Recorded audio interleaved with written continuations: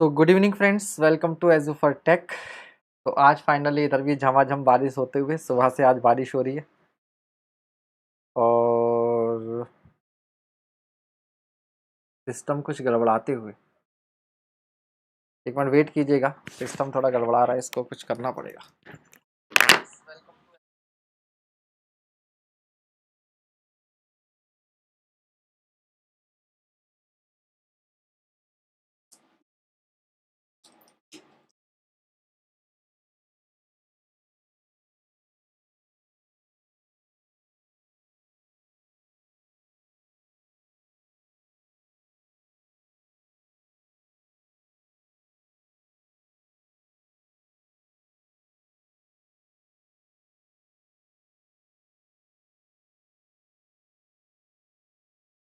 I think अभी सब कुछ ठीक है।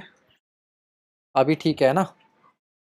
चलिए, तो आज हम लोग सर्वे करेंगे और सर्वे में हम आज बहुत पूरा सर्वे नहीं कंप्लीट करेंगे। आज हमने दो टॉपिक मेनली आपके लिए हैं सर्वे में। एक तो थ्योरी ऑफ एरर और दूसरा फोटोग्रामेटिक सर्वे, और लास्ट में कुछ क्वेश्चंस आपके एस्ट्रोनॉमिकल सर्वे के। तो मतलब थोड़े से डिफिकल्ट टॉपिक्स रहते हैं, तो इसलिए उनके क्वेश्चंस ज़्यादा लिए हैं, ताकि अगर फोटोग्रामेटिक सर्वे होगा तो आप अगर आज के क्वेश्चंस कर लोगे तो आपको कंप्लीट फोटोग्रामेटिक सर्वे आपको आ जाएगा। ठीक है, चलिए इसी तरह से थोड़ा बहुत हम लोग देख लेंगे किसको, थ्योरी ऑफ एरर को। तो पहला क्वेश्चन आपके सामने, the weight of quantity indicates the relative precision of a quantity within a set of observation. The weight of quantity indicates the relative precision of a quantity within a set of observation. तो wait क्या होता है? कभी कभी तुमने मुहावरा सुना होगा कि यार बात में दम है, इसकी बात में वजन है। तो बात में वजन होने का मतलब, हम बोलते हैं ना इसकी बात में वजन है, मतलब उसकी उस पर लोग रिलाई करते हैं, भरोसा करते हैं। तो जब हम किसी क्वांटिटी को मेजर करते हैं और अगर किसी क्वांटिटी का वेट ज़्यादा होता है, मतलब उस पर रिलायबिलिटी ज़्यादा है, वो ज़्यादा प्रिसाइज है, गलती होने के चांसेस कम है। देन कह रहा था weight are generally taken as directly proportional to the variance of the standard error. अरे भैया, अगर वेरिएशन ज़्यादा होगा, जो आदमी अपनी बात से बार बार मुकरेगा, उस पर भरोसा ज़्यादा करोगे या कम करोगे? कम करोगे। तो बेसिकली क्या होता है, वेट जो होता है वो वेरिएंस के इनवर्सली प्रोपोर्शनल होता है, ना कि डायरेक्टली। तो जो रीजन है वो गलत है, एसर्शन जो है वो सही है। तो इसका आंसर क्या होगा? सी होगा। आंसर क्या होगा? सी होगा। ठीक है जी। अभी और एक आध मिनट वेट किया जाए क्या? Good evening, good evening, good evening, अभी आ रहे हैं सब।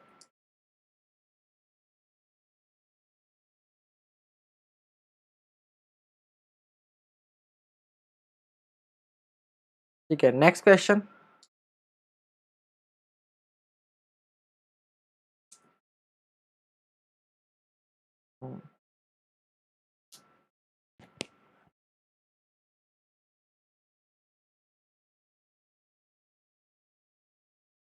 Good evening, good evening,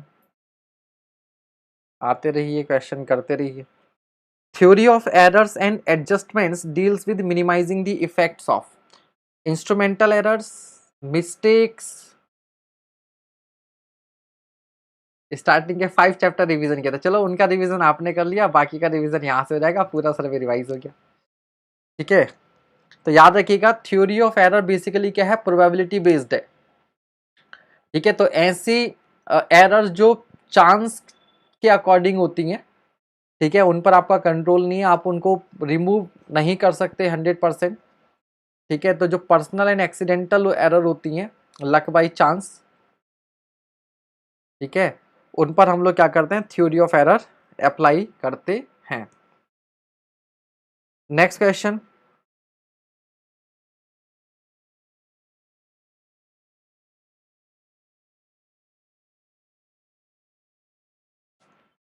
From the probability equation, if it is found that the most probable values of series of errors arising out of the observations of equal weightage are those for which the sum of their squares, ठीक है, तो theory of least square आपने पढ़ा होगा। ठीक है, theory of least square. आशीष पांडे बालक, बड़े दिनों में तुम नजर आए हो पहली बात तो। और आप कह रहे हो प्री स्ट्रेस के क्वेश्चन, इसका मतलब तुमने आरसीसी वाले सेशन नहीं देखे, क्यूआरपी के। बेटा प्री स्ट्रेस के भी क्वेश्चंस आ रहे हैं आरसीसी में, ठीक है, आपने सेशन मिस कर दिया। तो थ्योरी ऑफ लीस्ट स्क्वायर, तो लीस्ट का मतलब क्या होता है, मिनिमम। तो बेसिकली क्या करते हैं, इनके स्क्वायर को मिनिमाइज किया जाता है। क्या किया जाता है, मिनिमाइज किया जाता है, ठीक है। नेक्स्ट क्वेश्चन,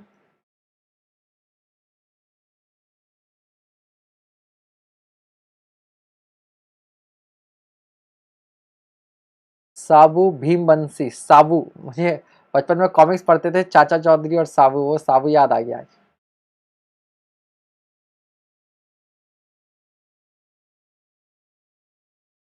अब तो कॉमिक्स वगैरह का क्रेज खत्म हो गया, पता नहीं आप लोगों ने पढ़ी है नहीं पढ़ी है। चलिए, तो there are 10 instrumental stations occupied in succession during a traverse survey. 10 instrument station हैं, ट्रेवर्स सर्वे कर रहे हो, an observer makes equal error in each station, the magnitude of which is del theta in each instance at all station, what is the probable error of the final bearing at the end of the traverse. तो probable error का formula क्या होता है, plus minus under root में E1 square plus E2 square plus E3 square plus E4 square plus and so on E10 square. क्या लगा दीजिए formula. Corona हो गया था, चलो भाई रिकवर कर गए ना, ये खुशी की बात है। ये टॉपिक हमें आता नहीं है इसलिए आज लेकर आए। तो भैया अंडर रूट में E1 square plus E2 square जब 10 टाइम्स करोगे तो 10 टाइम्स E स्क्वायर हो जाएगा, ठीक है, 10 टाइम्स हो जाएगा, ठीक। तो डेल थीटा तो बाहर आ जाएगा और अंदर क्या रह जाएगा, 10 आ जाएगा। तो आंसर क्या होगा, डी होगा, ठीक है। तो क्या कर देंगे, प्रोबेबल है ना, plus minus E1 square plus E2 square, तो बेसिकली ये हो जाएगा 10 टाइम्स डेल थीटा का स्क्वायर, तो ये बाहर आ जाएगा आपके पास, अंदर आ जाएगा 10। सर आपकी आज तक सारी क्लास ऑफलाइन देखी, आज पहली बार ऑनलाइन, चलो भैया बढ़िया बात है, आज पहली बार ऑनलाइन आए हो तो।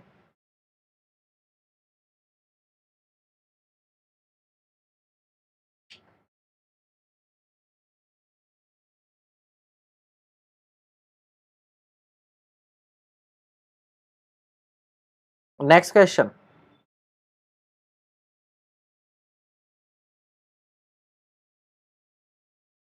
अरे डेल्टा तो जस्ट सिंबल है ना, तभी तो डेल्टा थीटा अंडर रूट के बाहर है बालक, डेल्टा थीटा अंडर रूट के अंदर नहीं है, वो अंडर रूट से बाहर है वीटो, समझ गए। डेल्टा थीटा अंडर रूट के बाहर है, अंडर रूट के अंदर नहीं है। देख रहे अंडर रूट से बाहर है, तो स्क्वायर था तभी तो बाहर हो गया ना। डेल्टा थीटा मतलब थीटा का डेल्टा, समझ गए। तो if the weight of an angle A, कुछ वैल्यू दे दी ऐसे is 2, then the weight of the angle AY3 will B.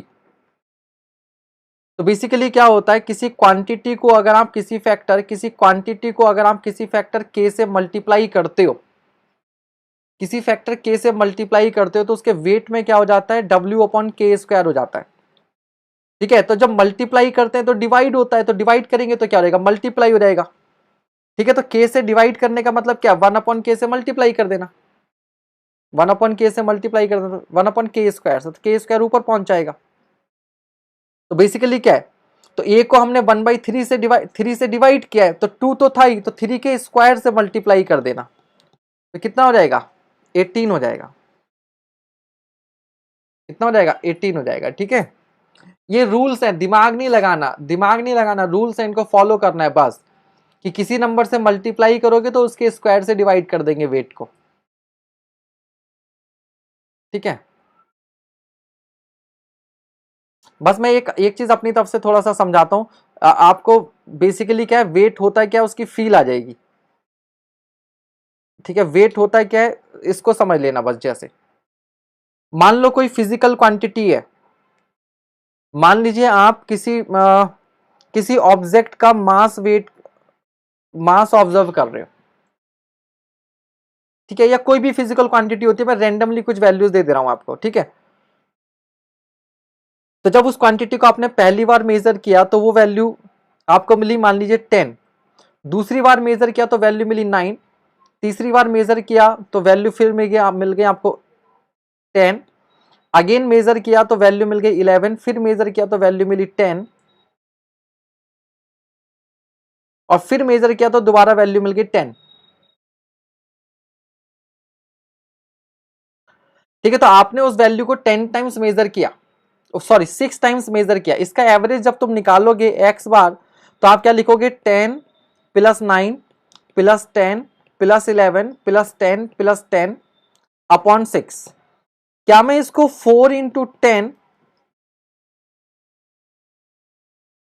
और प्लस 11 प्लस 9 अपॉन 6 नहीं लिख सकता? लिख सकता हूं ना average value.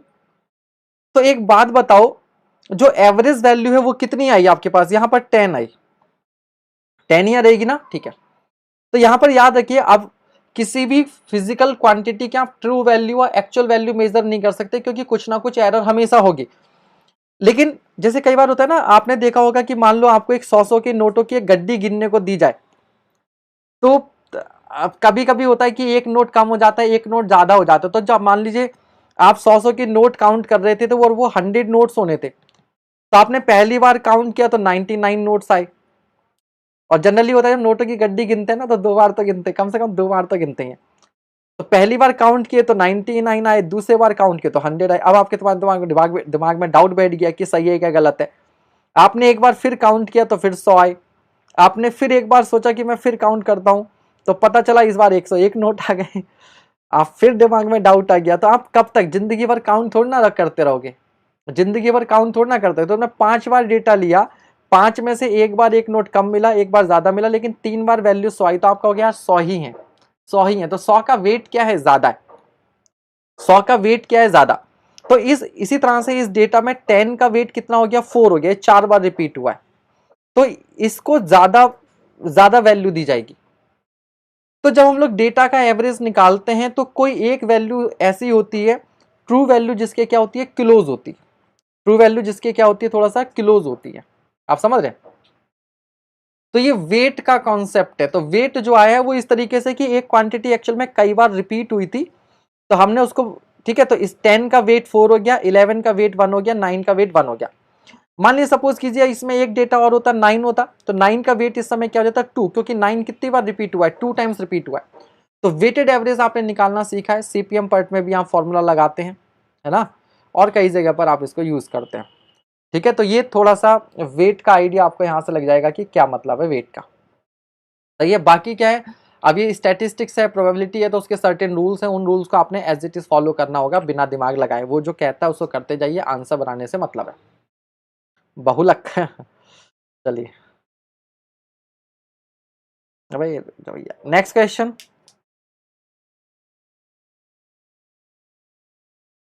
If every one of the 3 angles of a triangle has a probable error of plus minus 1 second,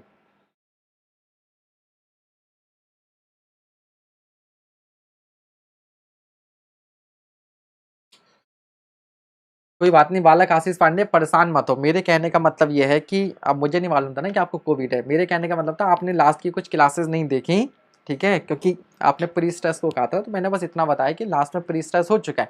ठीक है, कोई बात नहीं।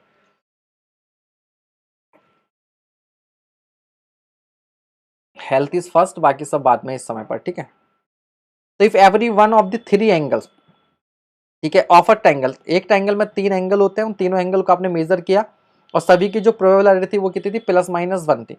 Then what will be the probable error in the sum of the so measured internal angles of the triangle. ठीक है, तो क्या करेंगे इसको? Again E1 square plus E2 square plus E3 square कर देंगे अंडर रूट के अंदर। तो under root 1 square plus under root 1 square plus 1 square plus 1 square 3 times आएगा, तो कितना हो जाएगा? Plus minus root 3। कितना हो जाएगा? Plus minus root 3। Very good. Next question.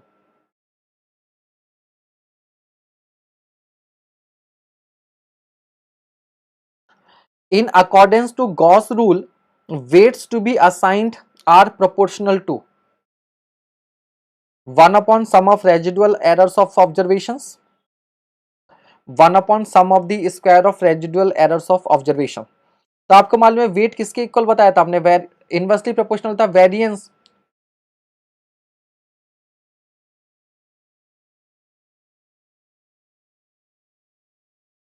ठीक है, संदीप एग्री, अभी लास्ट में एक क्वेश्चन आएगा, उसके थ्रू सारे रूल्स आपके रिवाइज हो रहेंगे, डोंट वरी, ठीक है, बता देंगे। ठीक है, तो वेरिएंस क्या होता है, it is equals to square of probable error, तो 1 upon sum of the square of the residual errors of observation. ठीक है, तो आंसर क्या हो जाएगा इसका, बी हो जाएगा। नेक्स्ट क्वेश्चन,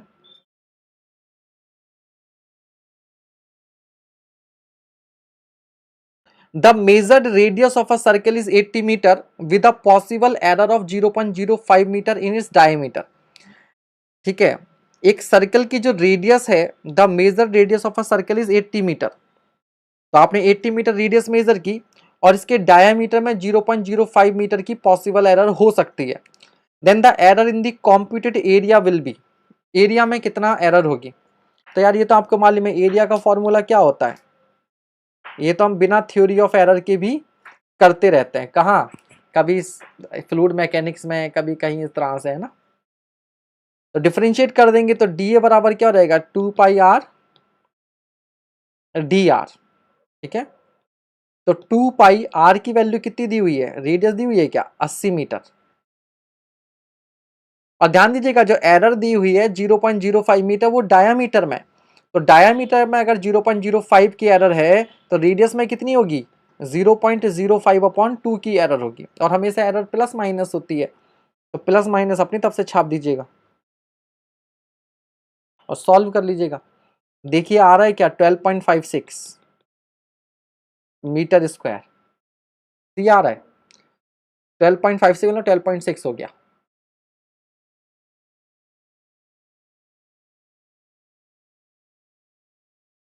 ठीक है, तो एफ एम में भर भर के हमने इस तरह के क्वेश्चंस किए।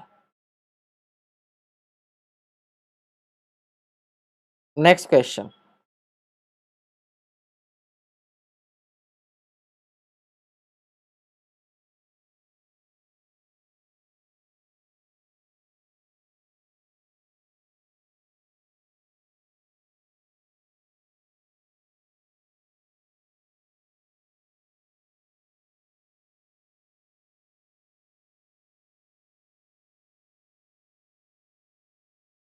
पहला क्वेश्चन है ये जो 3 पेज में जाके खत्म हुआ है। ठीक है,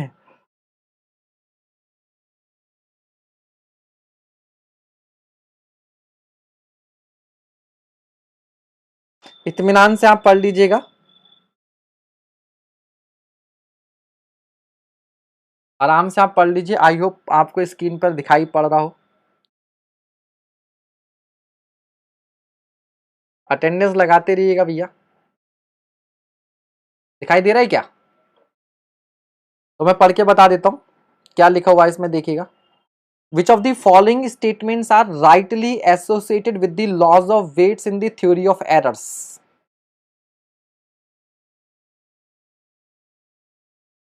ठीक है, पहला क्या कह रहा है, if an equation is multiplied by its own weight then the weight of the resulting equation is equal to the reciprocal of the weight of the original equation। ठीक है,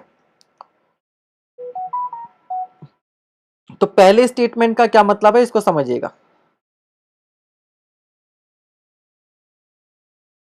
ठीक है, क्या है पहले का मतलब कि if an equation is multiplied by its own weight then the weight of the resulting equation is equal to the reciprocal of the weight of the original equation।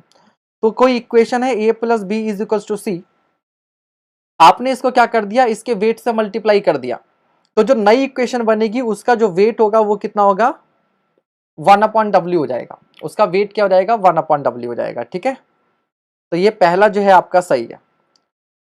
दूसरा कह रहा है the weight of the algebraic sum of two or more quantities is equal to the reciprocal of the sum of the individual weights. इसका क्या मतलब है ये देखिएगा, कह रहा है the weight of the algebraic sum of two or more quantities is equal to दी।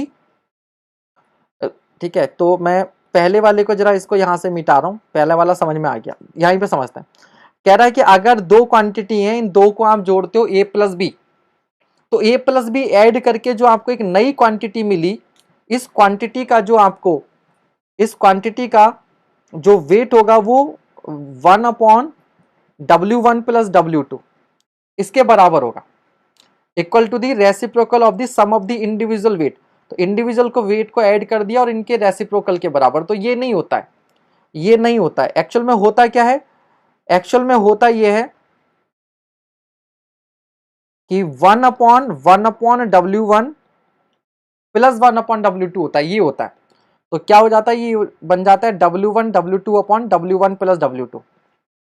तो अगर दो क्वांटिटी है ए और बी, ए का वेट W1 है, बी का वेट W2 है, और इन दोनों को ऐड करते हो आप, ए प्लस बी निकालते हो, तो जो रिजल्टेंट क्वांटिटी बनी उसका जो वेट होगा वो होगा W1 W2 upon W1 plus W2।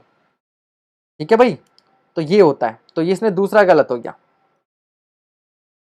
तीसरा क्या कह रहा है, if the quantity of a given weight is multiplied with a factor. ठीक है, कोई क्वांटिटी है, अभी पीछे ही बताया था, कोई क्वांटिटी है आपके पास ए, जिसका वेट आपको W गिवन है। अब इस नंबर को आपने क्या किया, K से मल्टीप्लाई किया। तो मल्टीप्लाई करके एक फैक्टर से मल्टीप्लाई किया, तो मल्टीप्लाई करके एक नई क्वांटिटी बन गई। तो इस Ka क्वांटिटी का जो वेट होगा वो W अपॉन के स्क्वायर होगा। क्या होगा, W अपॉन के स्क्वायर।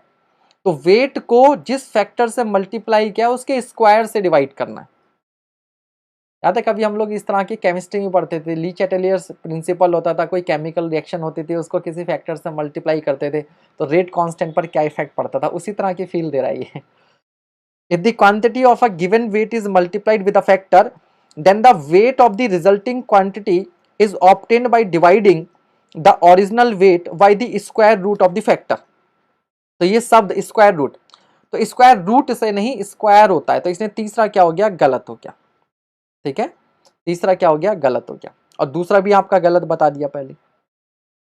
ठीक है, फिर लास्ट क्या कह रहा है, if the quantity of a given weight is divided by a factor, then the weight of the resulting quantity is obtained by multiplying the original. अरे सिंपल सी बात है, अब यहीं पर था भाई, मान लीजिए 1/k होता, तो 1/k से मल्टीप्लाई करने का मतलब क्या, 1/k स्क्वायर से डिवाइड करना, और 1/k स्क्वायर से डिवाइड करूंगा तो k स्क्वायर ऊपर जाके मल्टीप्लाई में चला जाएगा, मल्टीप्लाई में चला जाएगा। तो यहीं पर क्या हो जाएगा, अगर मैं क्वांटिटी बनाता हूं 1/k इंटू ए, तो वेट क्या हो जाएगा, के स्क्वायर W हो जाएगा।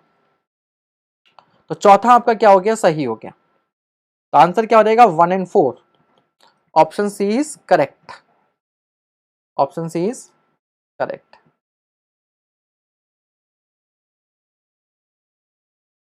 ठीक है जी, चलिए नेक्स्ट क्वेश्चन कीजिए, नेक्स्ट क्वेश्चन कीजिए।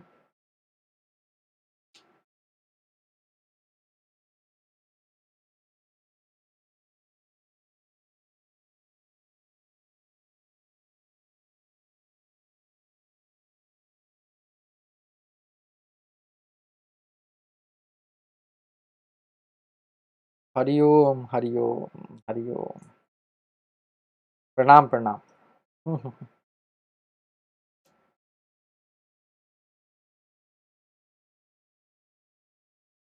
The side of a square length was measured as 150 meter and is in error by 0.05 meter. What is the corresponding error in the computed area? तो भैया स्क्वायर का एरिया क्या होगा, a बराबर x square, तो D A बराबर क्या होगा 2x dx। तो 2 × 150 गुणा 0.05। ठीक है भाई,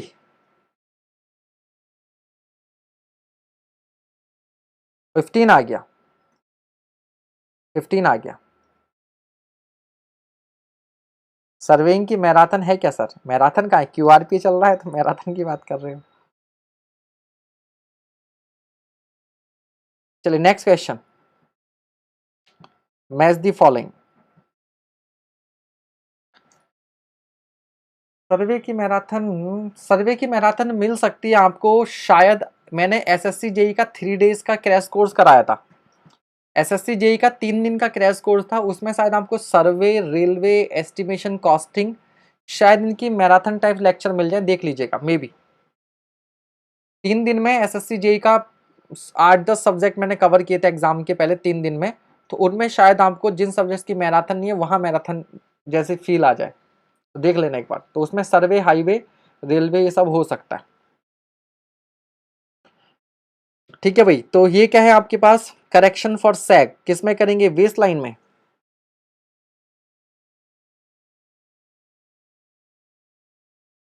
ठीक है, तो ए किससे मैच करेगा, 3 से। लीस्ट काउंट किसका होता है, प्रिज्मेटिक कंपास का। ओवरलैप किस में करते हैं, एरियल फोटोग्राफ में। और एडिटिव कांस्टेंट किस में होता है, टेकोमीटर में। तो 3 4 2 1, 3 4 2 1, आंसर बी हो गया। ठीक है भाई।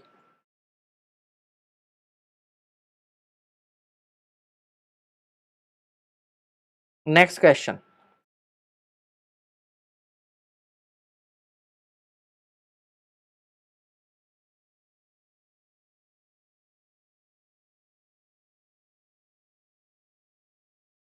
in a tilted aerial photograph, if the swing is 230 degree, then the rotation angle is equal to, ठीक है। तो भैया समझ में आई या नहीं आई, पहली बात तो ये फॉर्मूला रट्टा मान लो कि रोटेशन एंगल जो होता है थीटा, वो स्विंग माइनस 180 होता है। कितना होता है, स्विंग माइनस 180 होता है। एक तो रट्टा मार लो, तो आंसर आपका कितना हो जाएगा, 230 में से 180 गया 50 डिग्री। बट फिर भी थोड़ा सा कुछ चीजें यहाँ पर सीख लो। तो पहली बात तो टिल्टेड फोटोग्राफ क्या होता है, वर्टिकल फोटोग्राफ क्या होता है, ठीक है। तो देखिए यहाँ पर आपका लेंस होता है, ये किसकी पोजीशन है, लेंस की। तो लेंस की अगर जो प्रिंसिपल एक्सिस है, प्रिंसिपल एक्सिस मतलब जो लेंस के सेंटर से पास हो रही है, अगर वो वर्टिकल होती है तो उसको वर्टिकल फोटोग्राफ बोलते हैं। बट यहाँ पर आपका जो एरिया है वो क्या है, इंक्लाइंड एरिया है। तो हमने क्या कर दिया, लेंस की जो प्रिंसिपल एक्सिस है वो टिल्टेड है। ठीक है, ये आपकी लेंस की एक्सिस है, दिस एक्सिस। ठीक है, तो ये टिल्टेड एक्सिस होगी। तो जो वर्टिकल से, यानी कि जो कैमरा है, कैमरे की एक्सिस मतलब लेंस की एक्सिस जो एंगल बनाती है उसको बोलते हैं एंगल ऑफ टिल्ट। तो ये टिल्ट एंगल हो गया। ठीक है, ये एंगल टिल्ट हो गया। अब यहां से, ठीक है, यहां से वर्टिकल लाइन हमने ड्रॉ की। जब वर्टिकल लाइन ड्रॉ करेंगे तो ये फोटोग्राफ को कहीं पर कट करेगी और ग्राउंड पर कहीं कट करेगी। These points are called nadir points. ये नादिर ऑन फोटोग्राफ हो जाएगा, ये नादिर ऑन ग्राउंड हो जाएगा। जेनिथ नादिर आप एस्ट्रोनॉमिकल सर्वे में पढ़ते हैं, ये एन। और ये फोटोग्राफ का क्या हो जाएगा, प्रिंसिपल पॉइंट हो जाएगा। इन दोनों को मिलाने वाली लाइन जो होती है वो आपके पास प्रिंसिपल लाइन होती है। इन दोनों को मिलाने वाली लाइन क्या होती है, प्रिंसिपल लाइन होती है। ठीक है, हाँ बेटा कह रहा, और सुनील की पुरानी डीपी वापस आती है। देखो ये कितनी बढ़िया डीपी यार, देखते ही स्माइल आ जाती है चेहरे पे। सबसे पुण्य का काम है किसी को हंसाना, कोई आपकी वजह से मुस्कुरा सके उससे अच्छा क्या है। प्रिंसिपल लाइन समझ में आ गई, टिल्ट समझ में आ गया, टिल्ट समझ में आ गया। ठीक है, अब ये फोटोग्राफ की वाई एक्सिस है। ठीक है, ये फोटोग्राफ की क्या है, वाई एक्सिस, और ये फोटोग्राफ की क्या है, एक्स एक्सिस। तो वाई एक्सिस से क्लॉकवाइज, जैसे एजिमुथ होता है ना उस तरीके से वाई एक्सिस से क्लॉकवाइज यहां तक का ये जो एंगल है आपके पास, ये आपका क्या है, स्विंग हो गया। और इसमें से ये एंगल मैं 180 माइनस कर दूंगा तो ये एंगल थीटा मुझे मिल जाएगा, rotation.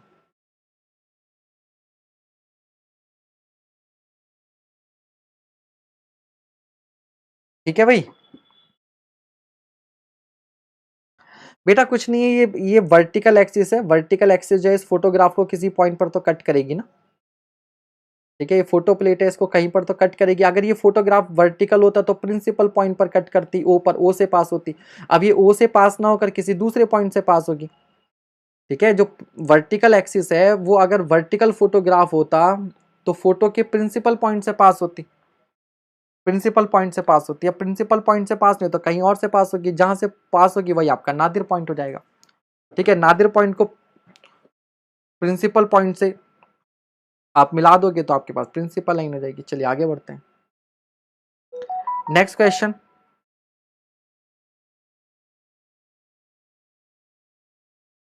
An image of the top of the hill is 96 mm from the principal point of the photograph.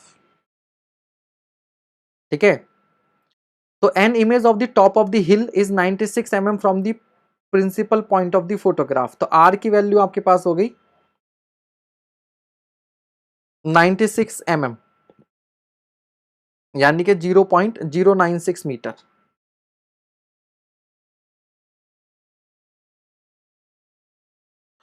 The elevation of the top of the hill is 500 metre.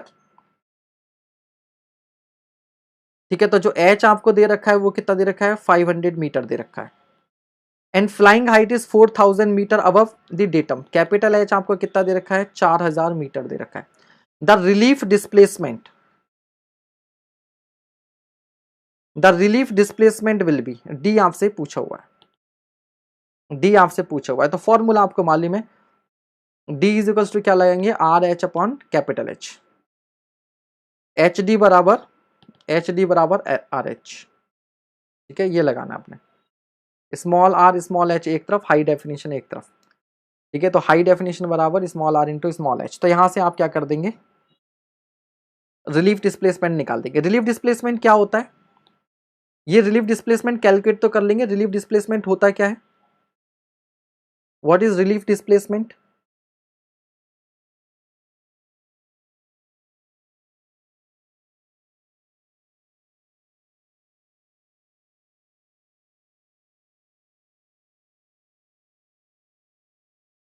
तो यहां से समझिएगा what is relief displacement. Basically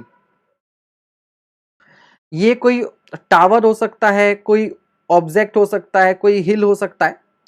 तो basically actual में क्या होता है, इसका बॉटम और इसका टॉप, अगर मैं ऊपर से प्लान में देखूंगा, ठीक है, शिफ्टिंग ऑफ इमेज वो तो बेटा पैरेलैक्स होता है, वो तो पैरेलैक्स होता है। हम पूछें रिलीफ डिस्प्लेसमेंट क्या होता है। ठीक है, तो समझिएगा ध्यान से। तो एक्चुअल में इसका जो टॉप पॉइंट है और जो बॉटम पॉइंट है वो एक दूसरे के ऊपर है। Photograph displace from true position ना, अरे यार बड़ा सिंपल है। सिंपल सा ये है कि जब तुम कहीं से फोटोग्राफ खींचोगे, तो अगर ये कोई भी ऑब्जेक्ट है जिसकी कुछ हाइट है, चाहे वो टावर हो, बिजली का खंबा हो, कोई पहाड़ हो, कुछ भी हो, तो क्या इसकी कुछ जब इमेज बनेगी फोटोग्राफ पर, तो फोटोग्राफ पर इसकी कुछ लेंथ नहीं डिसाइड देगी, displacement of photogram from its actual position. हाँ सर, एक फॉर्मूला h माइनस एच वाला होता है, वो भी आएगा, डोंट वरी। जब डेटम अलग लेवल यहाँ, ठीक है, दोनों की हाइट अलग अलग जगह से ली जाएगी, तब वो h माइनस एच वाला लगाएंगे। ठीक है, चिंता मत कीजिए। अभी जो हमने फॉर्मूला लगाया था वो फ्लैट टेरेन के लिए था, वो जो फॉर्मूला हमने लगाया वो किसके लिए था, फ्लैट टेरेन के लिए था। तो यहां ध्यान दीजिएगा, ये कोई भी किसी हाइट का ऑब्जेक्ट है, तो जब मैं फोटो खींचूंगा तो फोटो पर इसकी कुछ लेंथ डिसाइड होगी। तो वो जो लेंथ होती है, यानी कि इस किसी हाइट h वाले ऑब्जेक्ट की जो फोटो पर लेंथ डिसाइड दिखाई देगी, वही आपका रिलीफ डिस्प्लेसमेंट होता है। और ये कैसे बनता है, क्योंकि जो बॉटम की इमेज है वो यहां बनेगी, ये बॉटम बी है तो इसकी इमेज यहां बनेगी, और जो टॉप है उसकी इमेज टी यहां बनेगी। तो आपको फोटोग्राफ पर ये जो ऑब्जेक्ट है वो यहां दिखाई देगा, यहां दिखाई देगा। समझ गए? The lateral displacement or shift in the photographic position of the image of an object due to its relief। लीजिए भाई, पूरी डेफिनेशन ले आए आप दिलीप, समझ गए? तो this is called relief displacement basically. तो टॉप की इमेज यहां बनेगी, डेटम की यहां बनेगी, क्योंकि 3D ऑब्जेक्ट को हम क्या करते हैं, फोटो पर 2D में आ जाता है, 2D में आ जाता है।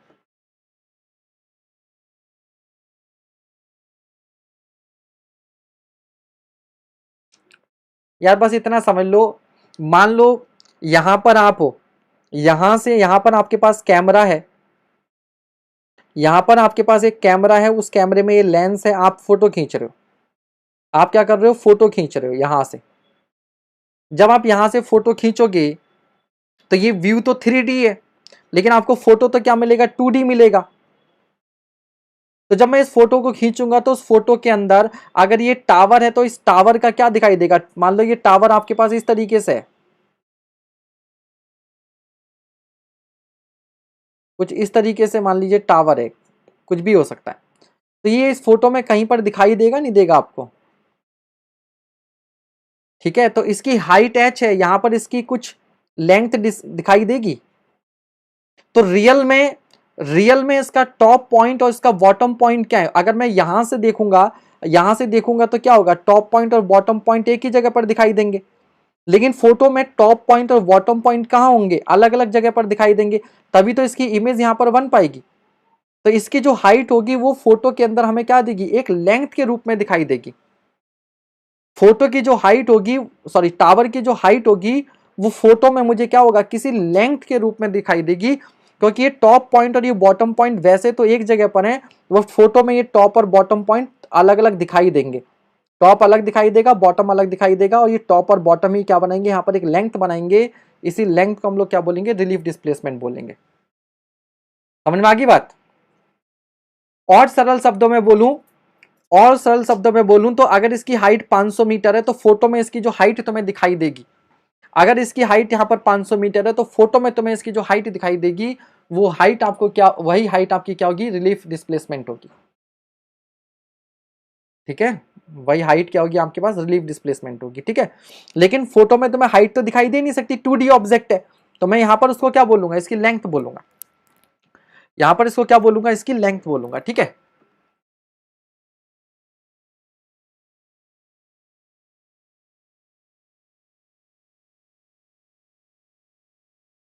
तो आप में से काफी स्टूडेंट अभी डिस्प्लेसमेंट बोल रहे थे ना, तो वो डिस्प्लेसमेंट ये था कि देखो टॉप पॉइंट तो यहां आ गया, तो जो बॉटम पॉइंट है वो अपनी लोकेशन से क्या हो रखा है, डिस्प्लेस हो रखा है, बिकॉज ये दोनों पॉइंट एक्चुअल में तो एक ही जगह पर आने चाहिए थे, लेकिन ये बॉटम पॉइंट क्या होगा, इसी के ऊपर ओवरलैप ना करके थोड़ा सा क्या होगा, डिस्प्लेस्ड हुआ दिखाई देगा। इसीलिए सोचिए रिलीफ डिस्प्लेसमेंट को डी से क्यों दिखाते हैं, इस वजह से। सॉन फ्रॉस्ट सर अपना नंबर दे दीजिए, मैंने आपको अरे बेटा हर क्लास में नंबर दिया जा रहा है, हर क्लास में नंबर दिया जा रहा है, 7409970758। ठीक है, क्लियर हो गया। तो ये रिलीफ डिस्प्लेसमेंट होता है।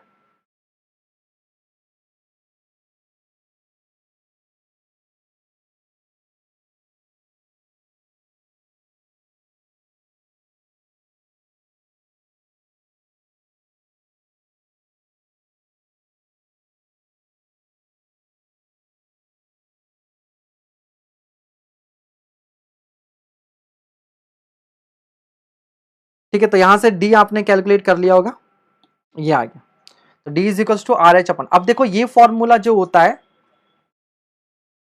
अरे डी कितना होगा कैलकुलेट कर लिया ना भाई, डी मुरलीधर गौड़। अच्छा मुरलीधर गौड़ भैया क्या हाल चाल है तुम्हारे, बड़े समय बाद दिखाई दियो तुम भी।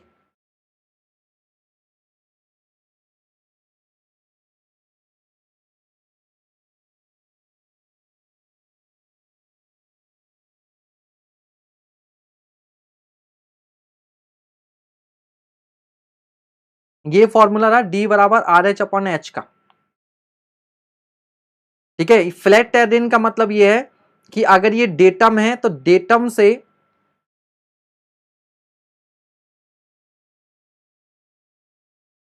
उसको भी डेटम, मतलब दोनों हाइट आपको डेटम पर दी हुई है। ठीक है, डेटम पर सब कुछ दिया हुआ है। कब कॉल कर सकता हूं आपको, पहले व्हाट्सएप कर देना, मैं अपना बता दूंगा। अच्छा साइट पर बिजी है, कोई बात नहीं। ठीक है, तो मान लो कि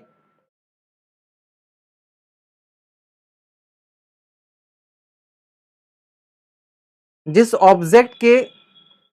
जिस ऑब्जेक्ट के रिलीफ डिस्प्लेसमेंट की बात हो रही है वो डेटम से h1 हाइट पर है, और लेंस की या कैमरे की हाइट या कहिए जो प्लेन है उसकी हाइट कैपिटल एच आपको दी हुई है, तो बस यहां अपॉन में क्या हो जाएगा, h माइनस एच वन हो जाएगा।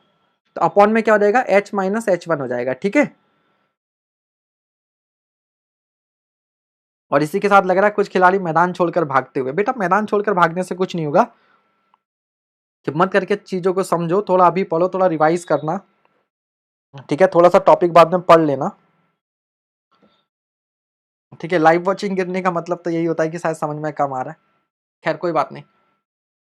मैं इसीलिए एक ही टॉपिक के ज्यादा सवाल लेकर आया हूं कि थोड़ा थोड़ा हर सवाल से कुछ कुछ समझ में आ जाएगा तो पूरा टॉपिक क्लियर हो जाएगा। नेक्स्ट क्वेश्चन,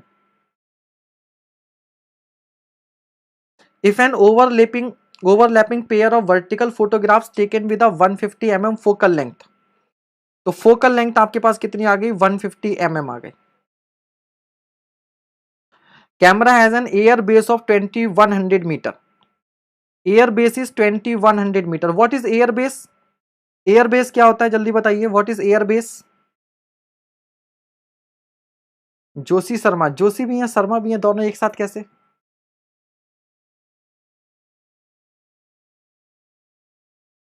वाह.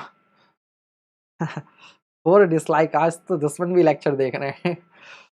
4 डिसलाइक, आज तो दुश्मन भी लेक्चर देख रहे हैं. चलिए, भगवान इनका भला करे. तो देखो बेटा, आपको मालूम है जब हम लोग एरियल फोटोग्राफी करते हैं तो क्या करते हैं, एक या दो फोटो नहीं खींचते, लाइन से बहुत सारी फोटो खींचते हैं. तो मान लीजिए आपने पहला फोटो यहां से क्लिक किया, आपने पहला फोटो कहां से क्लिक किया, यहां से क्लिक किया. तो जब तक आप दूसरा फोटो क्लिक करोगे तब तक गाड़ी आगे बढ़ चुकी होगी, तब तक गाड़ी आगे बढ़ चुकी होगी, मतलब प्लेन आगे चला गया होगा. ठीक है, इसको बोलते हैं पॉइंट ऑफ एक्सपोजर, इसको बोलते हैं पॉइंट ऑफ एक्सपोजर. तो पहला फोटो यहां खींचा, दूसरा फोटो यहां खींचा, तो इन दोनों के जो बीच की डिस्टेंस होती है कैपिटल बी, इसको बोलते हैं एयर बेस.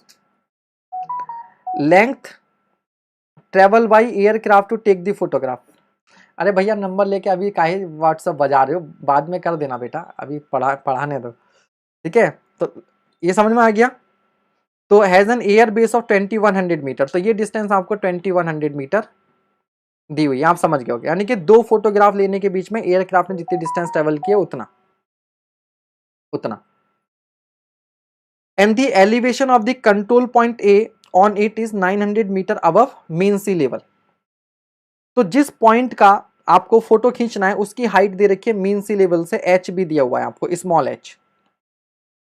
तो ये आपका क्या हो गया, ये स्मॉल एच हो गया. And the parallax of the point is 75 mm.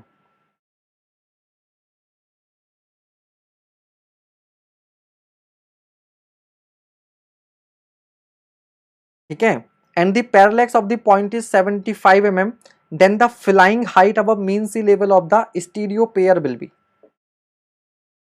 ठीक है, अब यहां पर एक नया वर्ड आ गया पैरेलैक्स. What is parallax?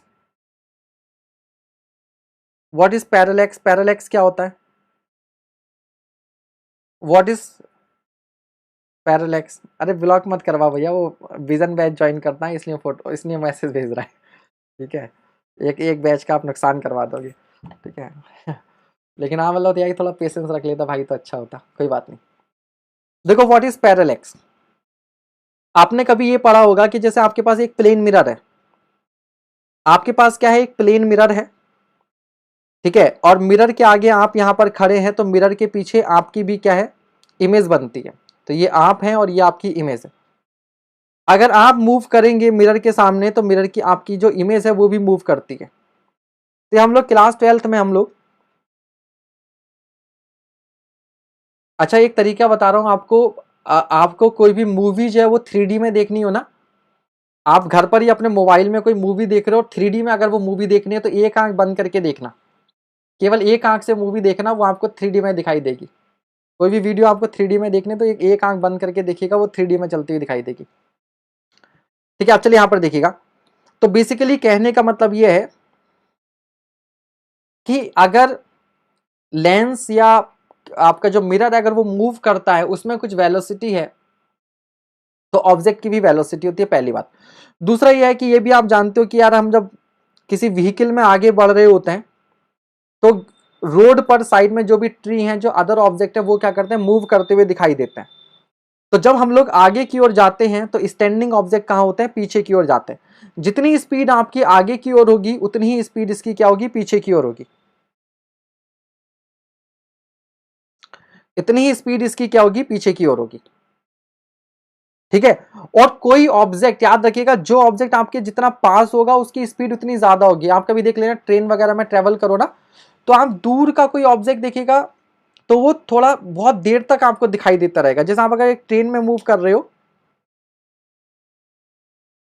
आप अगर एक ट्रेन में मूव कर रहे हैं, ठीक है, तो आपके जो पास में यहां पर जो ऑब्जेक्ट होगा वो तुरंत तुरंत पीछे रह जाएगा अगर गाड़ी इधर जा रही है, और जो दूर कोई एक ऑब्जेक्ट होगा वो आपको बहुत देर तक दिखाई देता रहेगा. इसका मतलब इसकी स्पीड कम है, रिलेटिव में आपके, और इसकी स्पीड ज्यादा है, तो जो पास के ऑब्जेक्ट होते हैं उनकी स्पीड ज्यादा फील होती है और जो दूर के ऑब्जेक्ट होते हैं उनकी स्पीड कम फील होती है। अब आप सपोज कीजिए यहां पर ये एक प्लेन है, यहां पर एक एयरक्राफ्ट है जो इस तरीके से जा रहा है, और यहां पर एक टावर है, यहां पर एक टावर है। तो टावर का जो टॉप पॉइंट है वो आपके ज्यादा क्लोज है और जो बॉटम पॉइंट है वो आपसे दूर है। तो जब एयरक्राफ्ट आगे जाएगा तो इस टॉप पॉइंट की वेलोसिटी कुछ और होगी और बॉटम पॉइंट की वेलोसिटी आपके रेस्पेक्ट में कुछ और होगी। हाँ या ना, पहले इतना बताओ। देखो पैरेलैक्स थोड़ा सा डिफिकल्ट है समझने में, थोड़ा सा डिफिकल्ट है, तो थोड़ा सा जितना मैं पूछूं उतना बताते जाइएगा। पहली बात तो ये समझ में आइएगा, हाँ ये सब पर्सपेक्टिव है, तभी पैरेलैक्स है। पैरेलैक्स उसी को बोलते हैं, जो होता कुछ और है दिखता कुछ और है, उसी को पैरेलैक्स बोला जाता है। ठीक है, तो जब एयरक्राफ्ट आगे की ओर जा रहा है, ठीक है, तो इसके रेस्पेक्ट में जो भी स्टैंडिंग ऑब्जेक्ट होंगे वो पीछे की ओर आएंगे। ठीक है, तो इस पूरे ऑब्जेक्ट की एक सेम वेलोसिटी होनी चाहिए थी, लेकिन जो पॉइंट पास होगा उसकी वेलोसिटी ज्यादा फील होगी और जो पॉइंट दूर होगा उसकी वेलोसिटी स्लो। तो टॉप और बॉटम दोनों की वेलोसिटी क्या होगी, एयरक्राफ्ट के रेस्पेक्ट में डिफरेंट होगी। तो जब हम फोटो क्लिक करोगे, ठीक है, तो पहले फोटो में देखो, फर्स्ट इंस्टेंस पर आपने फोटो क्लिक किया तो इन दोनों पॉइंट की कुछ पोजीशन वहां पर दिखाई देगी। जब आप सेकंड फोटो क्लिक करोगे तो इनकी कुछ पोजीशन दोबारा से उस फोटोग्राफ में बनेगी, वो अपनी इनिशियल पोजीशन से थोड़ा सा शिफ्ट होती हुई दिखाई देगी। मैंने क्या बोला, आपने पहला फोटो खींचा, उस पहले फोटो में इस टी पॉइंट की, टॉप की और बॉटम की कुछ इमेज बनेगी। जब आप सेकंड फोटो खींचोगे तो वेलोसिटी की वजह से ये दोनों जो पॉइंट हैं वो क्या करेंगे, अपने पोजीशन से थोड़ा शिफ्ट हो जाएंगे फोटो के सेंटर के, फोटो के प्रिंसिपल सेंटर के रेस्पेक्ट में, टी डैश बी डैश। ठीक है, तो टॉप पॉइंट की शिफ्ट अलग होगी और बॉटम पॉइंट की शिफ्ट अलग होगी, इन्हीं को हम बोलते हैं पैरेलैक्स। हाँ एग्जैक्टली होता यही है कुमार आशीष, होता यही है, विजन एरिया का ही कॉन्सेप्ट है कि कोई चीज आपको आपका जितना आंखों से दूर जाता जाएगा विजन एरिया बढ़ता जाएगा, तो वो आपको ज्यादा समय तक दिखाई देता रहेगा, और ज्यादा समय तक दिखाई देता रहेगा तो ऐसा लग रहा है कि वो स्लो चल रहा है। इसीलिए आप देखो बचपन में हम लोग क्या करते थे कि जैसे हम चल रहे हैं तो हमें लगता था कि जो सन और मून है वो भी हमारे साथ चल रहा है। दिन में कभी चलो तो ऐसा लगता था कि सन हमारे साथ चल रहा है। क्यों चल रहा है, क्योंकि आपकी वो बहुत दूर है, तो आपके रेस्पेक्ट में वो क्या लगता है, रुका हुआ लगता है, ठहरा हुआ लगता है। तो जब कोई ऑब्जेक्ट आपके रेस्पेक्ट में ठहरा हुआ लगेगा तो उसकी स्पीड और आपकी स्पीड सेम होनी चाहिए। आप बाइक पर जा रहे हो और आपका दोस्त भी साइड में बाइक पे जा रहा है, दोनों अगर सेम वेलोसिटी से जा रहे हो तो वो आपके रेस्पेक्ट में और आप उसके रेस्पेक्ट में क्या रखेंगे, रुके हुए दिखेंगे, रुके हुए दिखेंगे। समझ गए, तो आप बस इतना समझ लीजिएगा। ठीक है, तो ये सारा कुछ क्या है, ये रिलेटिव वेलोसिटीज के कॉन्सेप्ट पर है पैरेलैक्स। पैरेलैक्स का फॉर्मूला ये होता है, किसी भी पॉइंट के पैरेलैक्स का फॉर्मूला निकालना है तो ये होता है P बराबर B upon capital H minus small h into F. ठीक है, जितना समझ में आता है उतना ठीक है, नहीं तो बाकी रट्टा मारो, एग्जाम में क्या करना है, सवाल लगाना है, बात खत्म। ठीक है, कुछ जान कर चलो कुछ मान कर चलो, सिंपल सा कॉन्सेप्ट है। तो P बराबर होता है capital B upon H minus H into F. बस फॉर्मूला याद करते समय दो चीजों का ध्यान रखना है, फॉर्मूला कहाँ कब कैसे एप्लीकेबल है और उस फॉर्मूले के अंदर जो भी टर्म्स आनी है उनका मतलब क्या। तो P यहां पर किसी इंडिविजुअल पॉइंट का पैरेलैक्स है, याद रखिएगा, ये या तो टॉप पॉइंट का पैरेलैक्स है या बॉटम का, ये पैरेलैक्स का डिफरेंस नहीं है। Capital B air base distance आपको मालूम चल गई, दो एक्सपोजर के बीच की डिस्टेंस। कैपिटल एच आपको फ्लाइट हाइट मालूम चल गई, स्मॉल एच आपको एलिवेशन मालूम चल गया। ठीक है, और एफ आपको मालूम है फोकल लेंथ, एफ आपको मालूम है फोकल लेंथ। ठीक है भाई, तो आपसे सवाल में क्या पूछा है, कैपिटल एच पूछा है। तो P पैरेलैक्स दिया हुआ 75, B आपको दिया है 2100, एलिवेशन दिया है पॉइंट का 900, फोकल लेंथ दे रखी है आपको 150, कैपिटल एच आपका निकल जाएगा, कैपिटल एच आपका निकल जाएगा।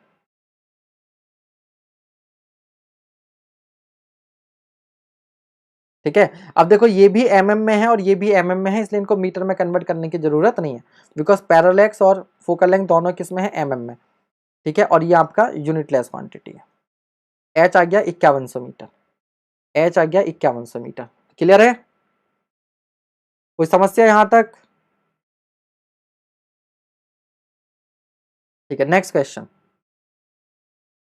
मैं तब तक पानी पी लेता हूँ जरा, आप क्वेश्चन करो।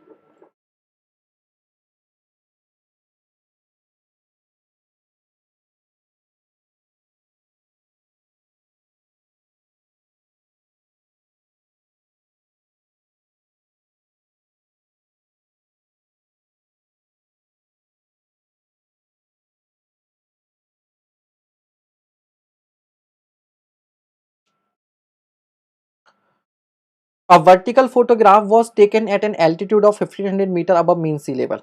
कैपिटल H दिया है. If the focal length of the camera is 20 meter, F दिया है.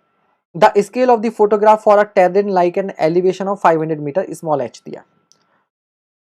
ठीक है भैया, तो स्केल क्या होता है, फोटोग्राफ का स्केल क्या होता है, तो जैसे हम लोग मैप में पढ़ते थे वैसे यहां पर स्केल होता है distance on photo upon distance on ground, और सिमिलर ट्रायंगल के कॉन्सेप्ट से ये आता है F upon capital H minus small H. ठीक है, तो distance on photo upon distance on ground बराबर F upon capital H minus small H. Focal length आपको दी है, कैपिटल एच आपको दिया है, स्मॉल एच आपको दिया है, स्केल आ जाएगा. ठीक है, तो ये मीन सी लेवल है, ये आपका डेटम है, यहां पर आपका एयरक्राफ्ट है. ठीक है,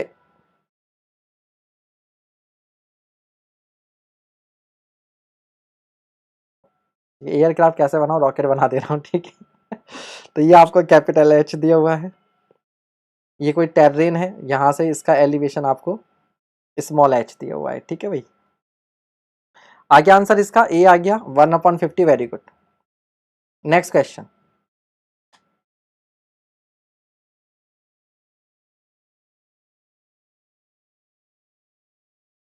नाउ अ टावर, अच्छा पैरालेक्स का सबसे बड़ा एप्लीकेशन है कि आप पैरालेक्स की हेल्प से आप किसी टावर की हाइट बता सकते हो. ठीक है, देखिए, a tower appears in 2 successive photographs taken at an altitude of 4000 metre. तो कैपिटल एच मालूम चल गया आपको 4000 above datum. The focal length of the camera is 160 mm. The length of the airbase B आ गया 300 metre. The parallax for the top and bottom of the pole are 72 mm and 63 mm. Top और bottom के parallax आपको अलग अलग दिए हुए. The height of the top of the tower above its bottom is nearly. तो height of the tower above its bottom मतलब tower की हाइट पूछी है. ठीक है, तो देखो अभी हमने पीछे एक फॉर्मूला पढ़ा था, P बराबर capital B upon capital H minus small h into F. तो अगर टावर है तो टावर के टॉप पॉइंट को अगर मैं A बोल दूं और बॉटम पॉइंट को अगर मैं B बोल दूं, तो टॉप पॉइंट का जो पैरालेक्स होगा PA वो क्या रहेगा, B upon H minus top point का एलिवेशन HA इंटू एफ. और इसी तरीके से जो बॉटम पॉइंट का पैरालेक्स हो जाएगा वो रहेगा B upon capital H minus bottom point का एलिवेशन. क्योंकि एलिवेशन क्या होता है, मीन सी लेवल से. एलिवेशन क्या होता है, मीन सी लेवल से. तो मीन सी लेवल से इसकी हाइट अलग होगी, इसका एलिवेशन अलग होगा और टॉप पॉइंट का एलिवेशन अलग होगा. तो दोनों के एलिवेशन अलग अलग है, और जो एलिवेशन का डिफरेंस होता है वही तो हाइट देता है, वही तो हाइट देता है.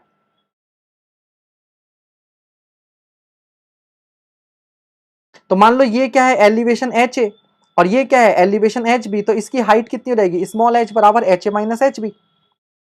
ठीक है, तो एक बात, पी ए आपको दिया है, पी बी आपको दिया है, कैपिटल बी आपको दिया है, कैपिटल एच आपको दिया है, स्मॉल एफ आपको दिया है.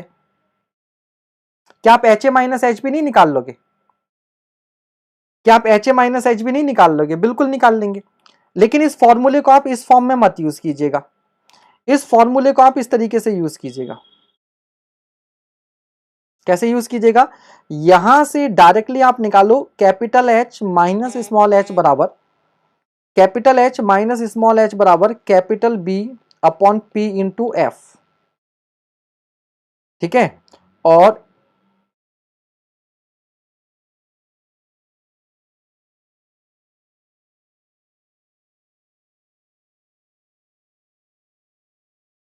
तो इस फॉर्मूले को आप यूज करो ऐसे, एच बराबर capital H minus B upon P into F, ऐसे निकालो. अब देखो यहां से आपके पास क्या हो जाएगा, एच ए बराबर capital H minus B upon P A into F, H B बराबर capital H minus B upon P B into F, और एच ए में से एच बी माइनस कर दो. एच ए में से एच बी माइनस करो, एच से एच उड़ जाएगा, बी पी और एफ के टर्म में फॉर्मूला बचेगा, वहां से आपके लिए ज्यादा इजी रहेगा। हाँ बिल्कुल सही कहा आपने कि एच ए और एच बी के टर्म्स में इक्वेशन लिख देंगे तो इजी हो जाएगा। क्लियर हो गया? तो यहां से लिखिए एच ए, तो ये हो जाएगा पी ए, फिर एच बी बराबर H minus B upon P B into F, तो H A minus H B बराबर, अब देखो ये एच से एच उड़ गया और बी इंटू एफ क्या आ जाएगा, कॉमन आ जाएगा, तो बी इंटू एफ कॉमन आ गया, तो अंदर क्या बचे, प्लस हो जाएगा, तो 1/पी बी माइनस 1/पी ए। बल्कि डायरेक्ट फॉर्मूला बना लो, आगे से आपके पास ये डायरेक्ट फॉर्मूला बन गया, हाइट का ये डायरेक्टली फॉर्मूला बन गया, एच बराबर बी इंटू एफ इंटू 1/पी बी माइनस 1/पी A. This formula is direct, ये फॉर्मूला आप याद रखो शॉर्टकट एग्जाम के लिए, एग्जाम के लिए ये फॉर्मूला आप डायरेक्टली याद रखो, ठीक है। ए पॉइंट का पैरेलैक्स दिया है, ये टॉप का पैरेलैक्स है, ये बॉटम का पैरेलैक्स है, याद रखिएगा। ये पैरेलैक्स ज्यादा होगा इसीलिए ये क्वांटिटी कम होगी, ये पैरेलैक्स कम होगा इसलिए ये क्वांटिटी ज्यादा होगी, ठीक है। क्योंकि टॉप पॉइंट ज्यादा तेजी से मूव करता है ना, तो उसका पैरेलैक्स ज्यादा होता है। तो B into F, focal length मालूम है, एयर बेस मालूम है, और दोनों पॉइंट का पैरेलैक्स मालूम है, तो एच निकल जाएगा कैपिटल एच का।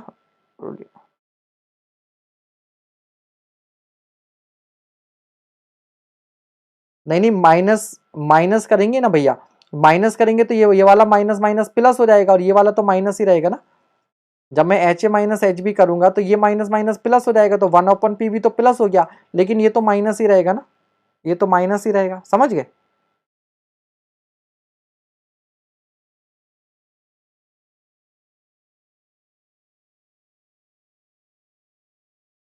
बीपीएससी जनरल इंजीनियरिंग प्रिपरेशन कहाँ से करूं सर? पहले आरआरबी जेई में इसी तरीके का मिक्स आता था सारा इंजीनियरिंग, तो कोई पुरानी आरआरबी जेई की कोई बुक मिल जाए कहीं से, वो पढ़ लो।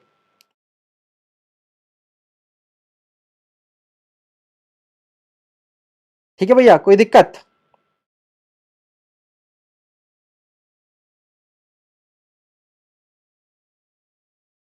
आगे बढ़े? आप वो भी कर सकते हो, H A minus H B निकाल के डिफरेंस ले लो, ठीक है, या एक फॉर्मूला बना लो, आगे से आएगा तो टाइम बच जाएगा एग्जाम में, नहीं तो तरीका बता दिया, नहीं तो तरीका बता दिया आपको, ठीक है। नेक्स्ट क्वेश्चन,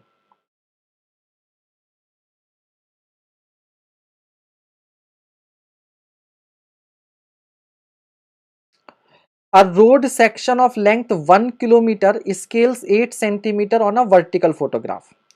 1 किलोमीटर की रोड है जो आपको फोटोग्राफ पर 8 सेंटीमीटर की दिखाई दे रही है। The focal length of the camera is 160 mm। If the terrain is fairly level then the flying height will be, ठीक है। तो भैया स्केल बराबर अभी बताया था photo distance upon distance on ground is equals to F upon capital H minus small H, ठीक है। फॉर फेयरली लेवल, लेवल के लिए आप क्या करोगे, इस स्मॉल एच को ले लोगे जीरो, तो इसे साइड में भगा दो, वैसे भी दिया नहीं है तो जीरो ही मान के चलेंगे। अब आपको दिया हुआ है तो भैया फोटो पर डिस्टेंस दिया 8 सेंटीमीटर, तो 8 × 10⁻⁴ रहने दो, इसको रहने दो। ग्राउंड पर डिस्टेंस है 1 किलोमीटर, तो 1 किलोमीटर मतलब 10⁻⁵ सेंटीमीटर, 1000 मीटर और गुणा 100 सेंटीमीटर बराबर फोकल लेंथ कितनी दी हुई है, 160 mm। तो 160 इंटू 10⁻⁻³ मीटर और अपॉन कैपिटल एच निकाल दीजिएगा भैया, कैपिटल एच, तो कैपिटल एच निकाल दीजिए, कितना आ रही है 2000 मीटर, 2000 मीटर यानी कि 2 किलोमीटर।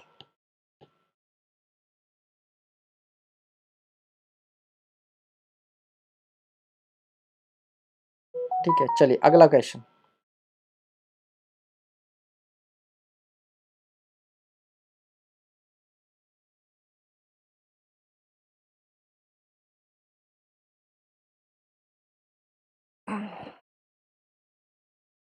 पता है डिफिकल्ट टॉपिक्स में लाइव वॉचिंग ज्यादा होनी चाहिए, आप जो बच्चे बीच क्लास में छोड़ के भाग जाते हैं ना जब कोई डिफिकल्ट टॉपिक आता है, वो अपना नुकसान करते हैं। पता है क्यों? क्योंकि मैं तो खैर नहीं छोड़ूंगा, जो भी टॉपिक है वो लेके मुझे आने तो आने, लाइव वॉचिंग से फर्क नहीं पड़ेगा। बट लेकिन एक बात बता रहा हूँ, जब आप कोई डिफिकल्ट टॉपिक चल रहा होता है और जब आप लाइव वॉचिंग कम करते हो, तो उससे पता है क्या मतलब जाता है? उससे मतलब ये जाता है कि यार मैक्सिमम जनता को ये टॉपिक समझ में नहीं आ रहे, तो ये इन ऐसे टॉपिक्स को लाना ना बेकार है।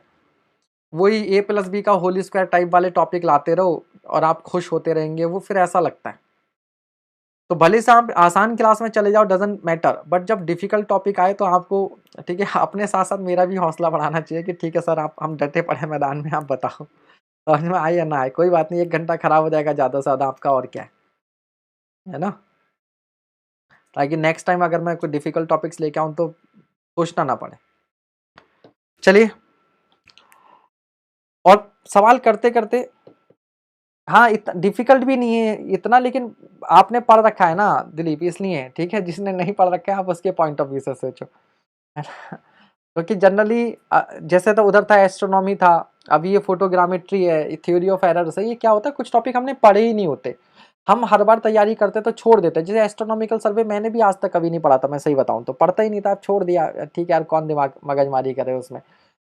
तो किसी चीज को का इजी और डिफिकल्ट क्या होता है कि वो चीज हमने पढ़ी है या नहीं पढ़ी है, ये डिसाइड करता है, ठीक है, उसका इजी डिफिकल्ट होना। ठीक है, चलो।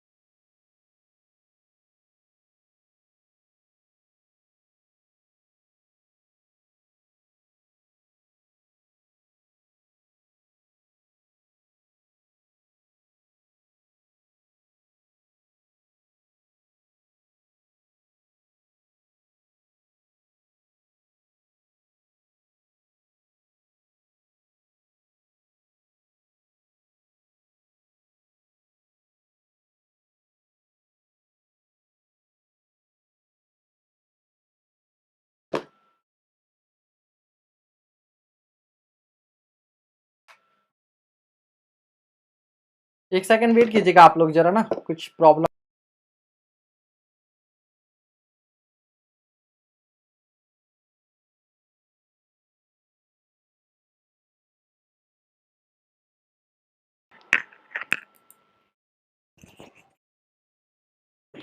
एक्चुअली बहुत ज़्यादा गर्मी, थोड़ी सी गर्मी बढ़ गई थी यहाँ पर।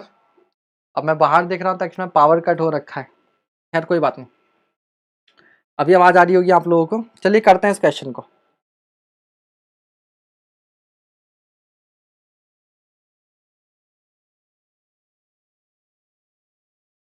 ना ना, छट्टी नहीं हुई है भैया, करो सवाल।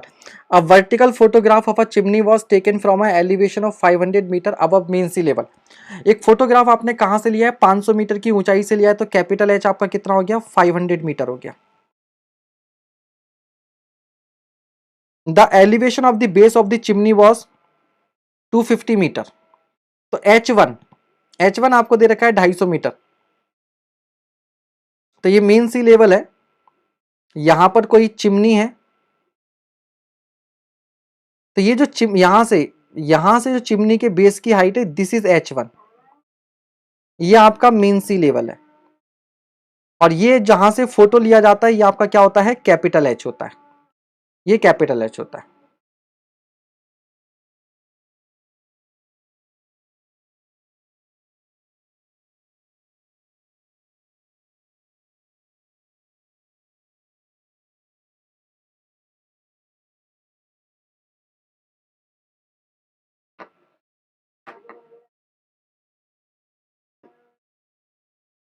एक सेकंड वेट कीजिएगा।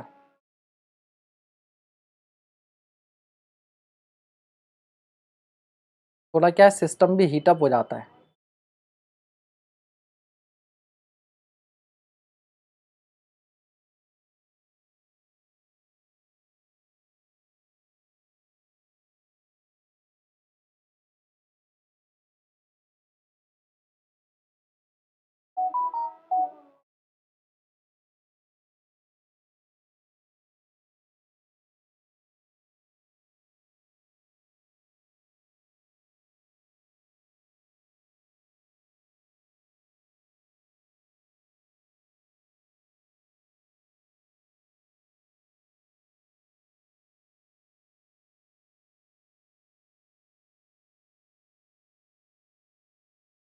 मेरी साइड से पहले से ब्लॉक है, आप लोग ब्लॉक कर दो बाकी।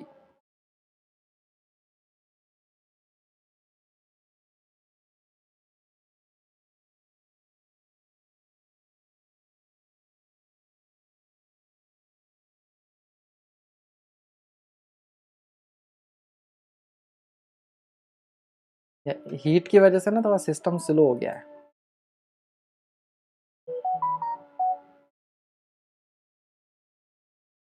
एनवायरो वाला फॉर्मूला यहाँ थोड़ा ना लगाएंगे।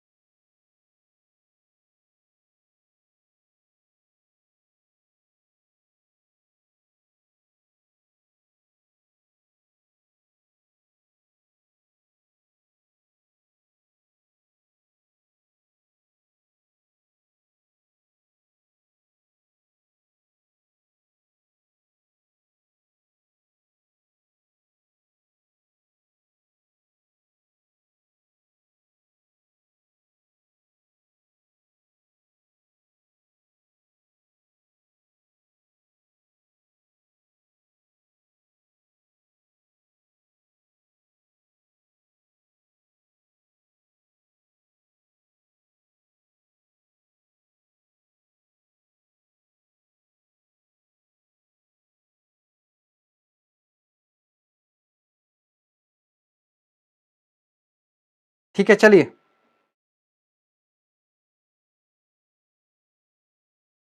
तो हम लोग आगे बढ़ते हैं। जरा थोड़ा सा आपका 1 मिनट खराब हुआ, 1 या 2 मिनट खराब हो गए होंगे, ठीक है।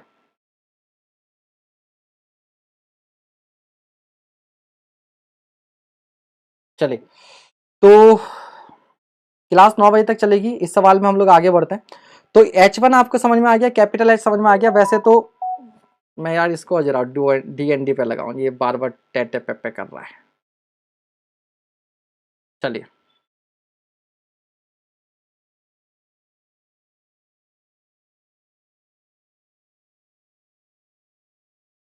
ठीक है, चलिए आगे देखिएगा। तो कैपिटल H हो गया, स्मॉल H1 आपको समझ में आ गया, और इसकी जो हाइट है ये आपके पास स्मॉल h होती है, ये हाइट आपके पास क्या होती है, स्मॉल h होती है। ठीक है, अब आपको क्या कह रहा है, if the relief displacement of the chimney was 51.4 mm and the radial distance of the image of the top of chimney was 110 mm, the height of the chimney is।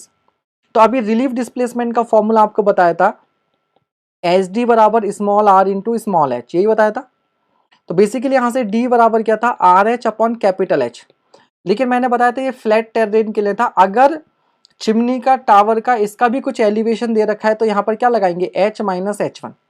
तो बस आपको इसमें समझना है कि सारी टर्म्स को समझना है, आर क्या है, स्मॉल आर क्या है, स्मॉल एच क्या है, कैपिटल एच क्या है, H1 क्या है।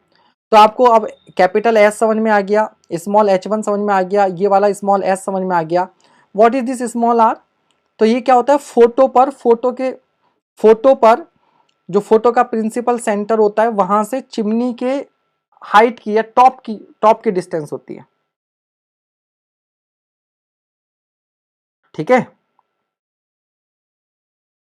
अरे 9 बजे प्रवीण सर की क्लास होती है ना, इस वजह से कह रहा है वो। ठीक है, तो सारी वैल्यूज तो गिवन है यार, आपको केवल वैल्यू पुट करके फॉर्मूला लगाना है। ठीक है, सारी वैल्यूज आपको दी हुई है, केवल फॉर्मूला पुट करना है आपने।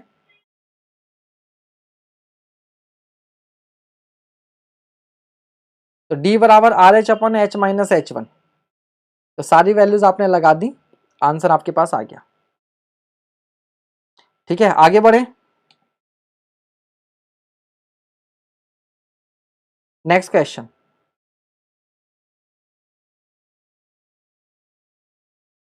The relationship between the air base B, photographic base small b, flying height capital H and focal length f of lens in a vertical photograph is given by। ठीक है, कीजिए भैया इसको।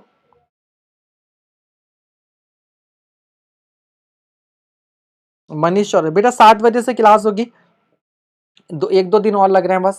7 बजे से क्लास आपकी स्टार्ट, 7 बजे शिफ्ट होगा बैच।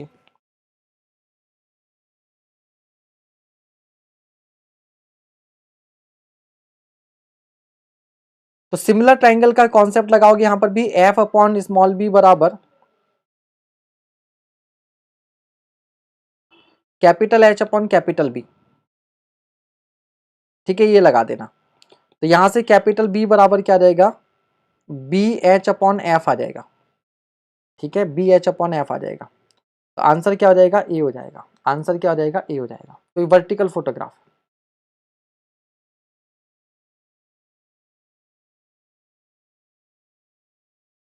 नेक्स्ट क्वेश्चन,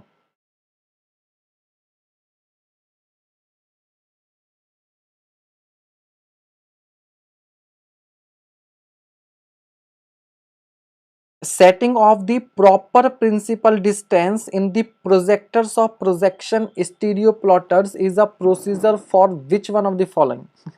भाषा ऐसे कि लैंग्वेज देख के लगेगा पता नहीं क्या पूछ रहा है। Setting of the proper principal distance. ठीक है, तो कीवर्ड पकड़िएगा। ठीक है, प्रॉपर प्रिंसिपल डिस्टेंसेस को हमने क्या करना है, in the projectors of projection stereo plotters.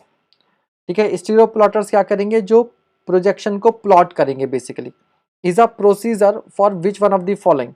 Finding the focal length of the camera, उसके लिए तो नहीं करोगे। Evaluating the digital terrain model, तो डिजिटल टेरेन मॉडल क्या होगा, डिजिटल टेरेन मॉडल क्या होगा कि कोई भी टेरेन है उसका हम लोग एक डिजिटल मॉडल तैयार कर रहे हैं फोटोग्रामेट्री के थ्रू। ठीक है, जैसे तो इसका आंसर जो है वो बी है। Third, carrying out the interior orientation, filling the quotation for the purchase of a stereo plotter. ठीक है, तो आप इस तरह से एलिमिनेशन भी कर सकते हैं। डीएफसीसीआई का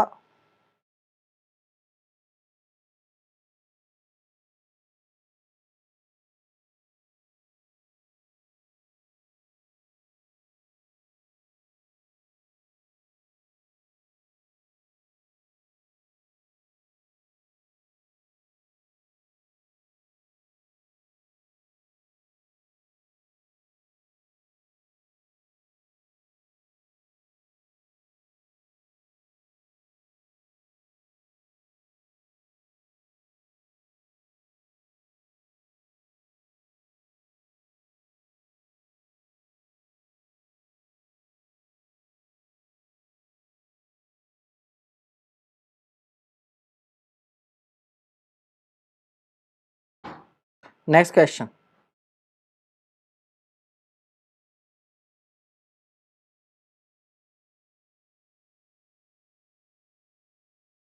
नेक्स्ट क्वेश्चन।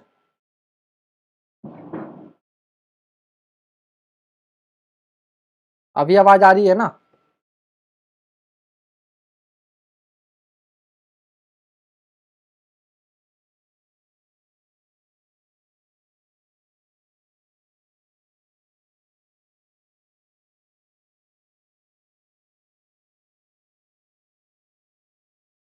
ठीक है, next question.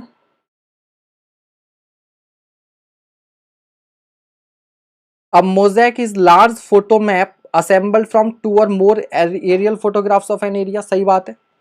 Photo map and mosaic are true planimetric representation of the area।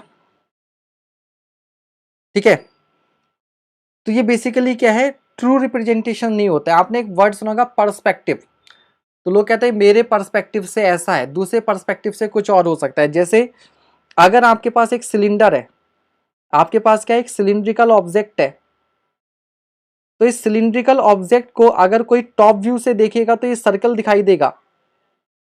ठीक है, और अगर कोई लेफ्ट या राइट से देखेगा तो एक रेक्टेंगल दिखाई देगा।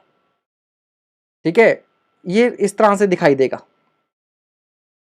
प्लेनिमेट्रिक प्रेजेंटेशन ये समझिए आप कि भाई 3D को 2D में आप रिप्रेजेंट कर रहे हो, 3D को 2D में लेके जा रहे हो। तो अगर मैं सोचो फोटोग्राफ इधर से खींचूंगा तो ये ऑब्जेक्ट कैसा दिखाई देगा आपको, ये रेक्टेंगुलर टाइप बनेगा। और ऊपर से इसका फोटो खींचूंगा तो कैसा दिखाई देगा, सर्कुलर दिखाई देगा। तो ये पर्सपेक्टिव पे डिपेंड करता है। तो प्रोजेक्शन कई तरह के होते हैं, उसी पर है। ठीक है, तो फोटो मैप जो होता है वो ट्रू पिक्चर रिप्रेजेंट नहीं करता है, वो पर्सपेक्टिव पे डिपेंड करते हैं कि आपने किस तरह से फोटोग्राफ लिया है। ठीक है, तो इसमें ट्रू रिप्रेजेंटेटिव नहीं है।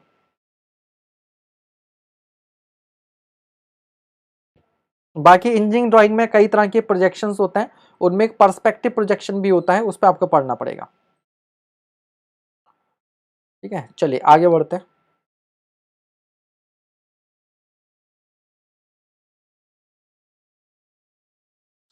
In an aerial photogrammetric survey, if the exposure interval is 20 seconds to cover ground distance of 1000 meter between exposures, what would be the ground speed of the aircraft? तो यार ग्राउंड पर 1000 metre की distance travel करने में 20 second लगते हैं, तो ground के रेस्पेक्ट में स्पीड क्या होगी, वही ग्राउंड स्पीड है। तो स्पीड बराबर क्या होगा, डिस्टेंस अपॉन टाइम कर दीजिए, डिस्टेंस अपॉन टाइम कर दीजिए।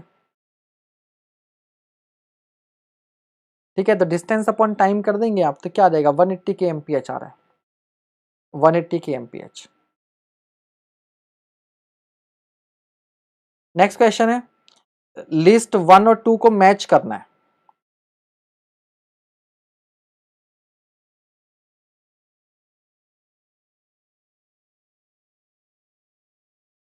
ये दो लिस्ट है, इनको मैच करना है आपने।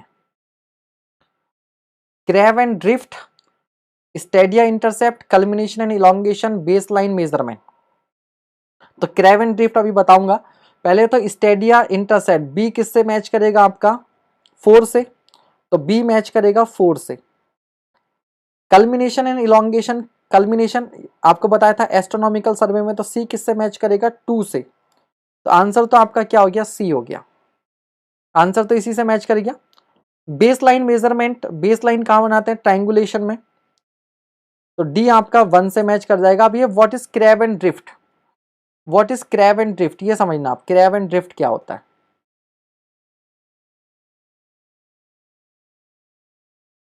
कहाँ चले गए हम,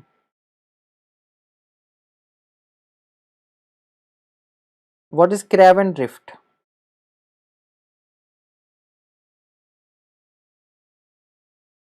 तो देखिए, एरोप्लेन को उड़ना था इधर, एरोप्लेन की फोटो कैसे बनाऊं, एरोप्लेन की फोटो बनाने नहीं आ रही, देख के बनाता हूँ, कहीं तो दी होगी। हाँ, प्लेन की फोटो, ये कैसे बना दो, इलिप्स टाइप,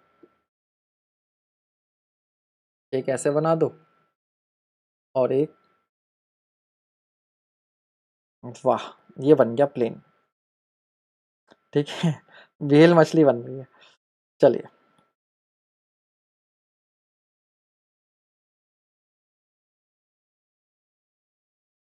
तो ये क्या लाइन ऑफ फ्लाइट है,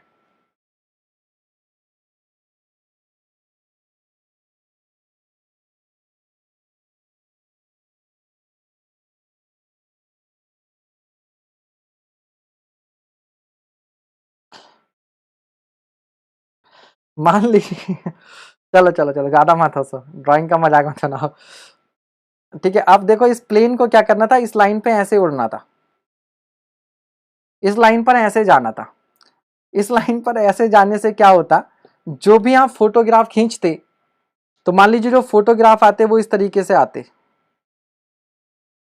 है ना, इस तरह से फोटोग्राफ बनते, एक दूसरे पर क्या करते हुए, ओवरलैप करते हुए।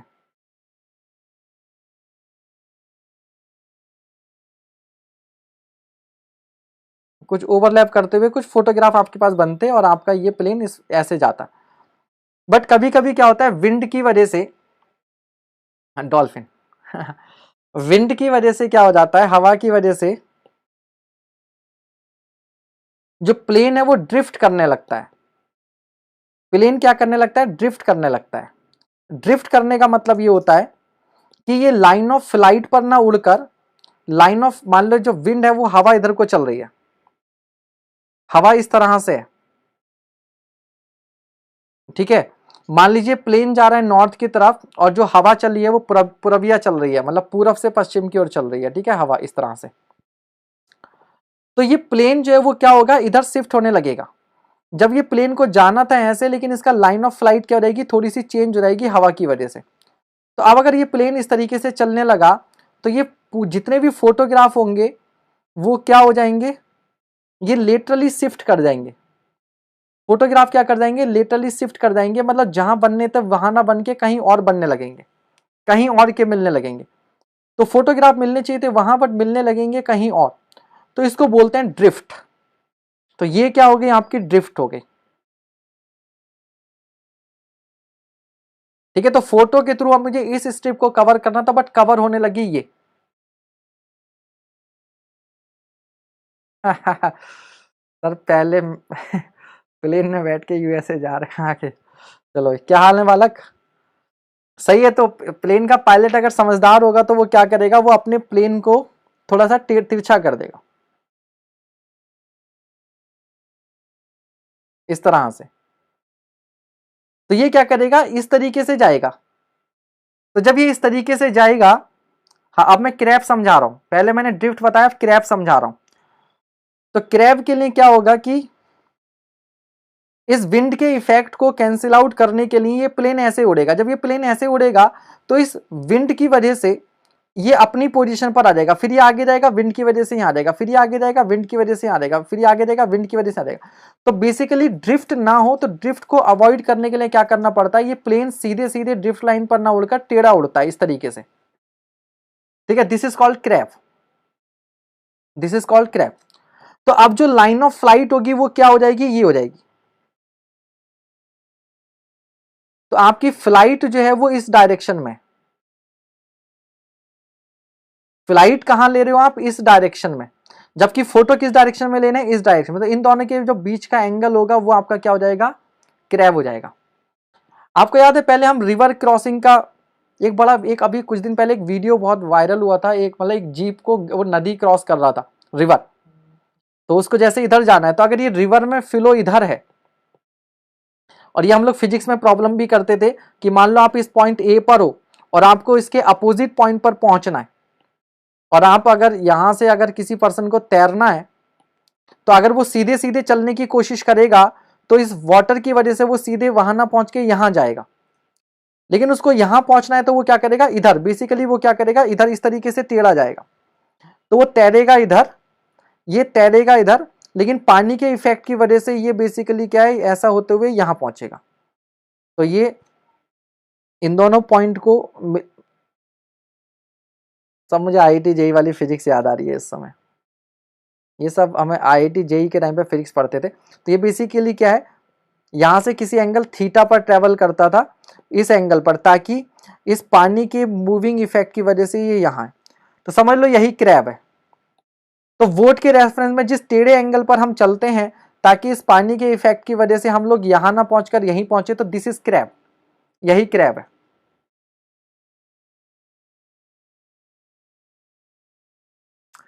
अपन बढ़िया है, ध्रुव भी बढ़िया है। तो जॉब तुम्हारी वही चल रही है क्या, कंटेंट डेवलपमेंट की, क्वेश्चन सॉल्व करने वाली, या कुछ और जॉब ज्वाइन कर ली। क्रैब एंड ड्रिफ्ट समझ में आ गया बाल को, क्रैब एंड ड्रिफ्ट समझ में आ गया। मोहनजोदारो में नाव को ऐसे ही उतारते हैं, अच्छा। चलिए क्लियर हो गया, क्रैब एंड ड्रिफ्ट क्या होता है। तो ड्रिफ्ट बेसिकली क्या है, लेटरल शिफ्ट है लाइन ऑफ फ्लाइट की, और लेटरल शिफ्ट को रोकने के लिए प्लेन को एक तिरछी लाइन पर उड़ाया जाता है, उसी को हम लोग क्या बोल देते हैं, क्रैब बोल देते हैं, क्रैब बोल देते हैं। नेक्स्ट क्वेश्चन,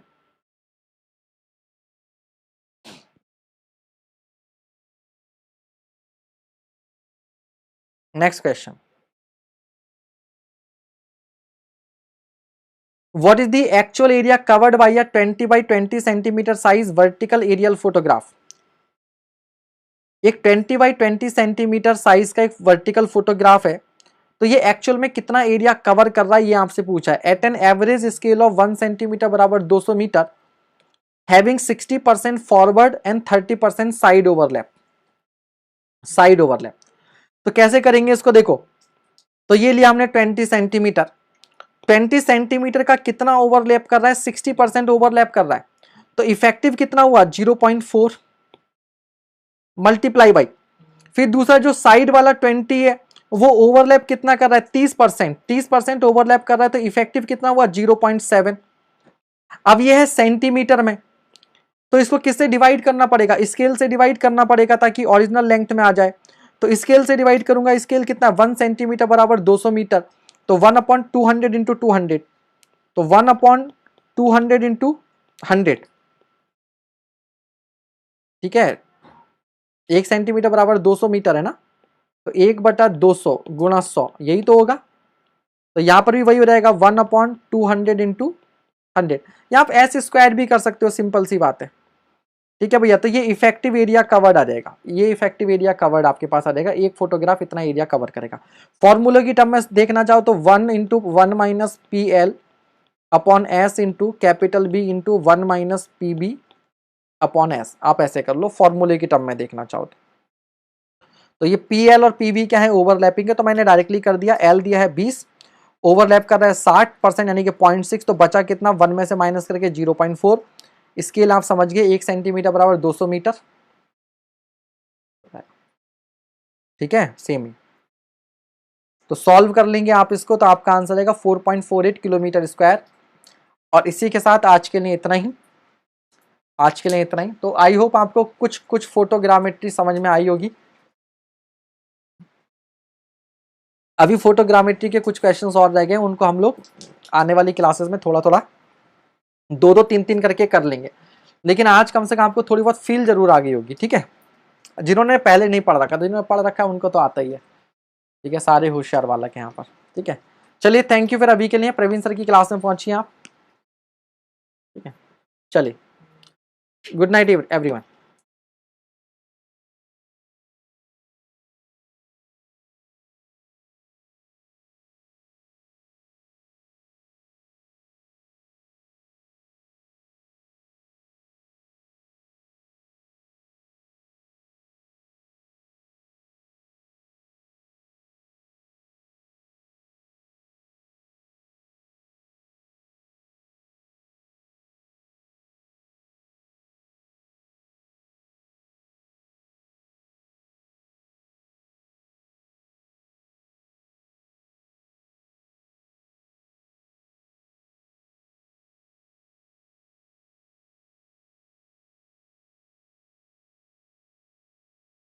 कल क्या सब्जेक्ट करें बताइए आप लोग, कल क्या करें? आज आज सर्वे हो गया, इरिगेशन भी हो गया, हाइड्रोलॉजी भी हो गया,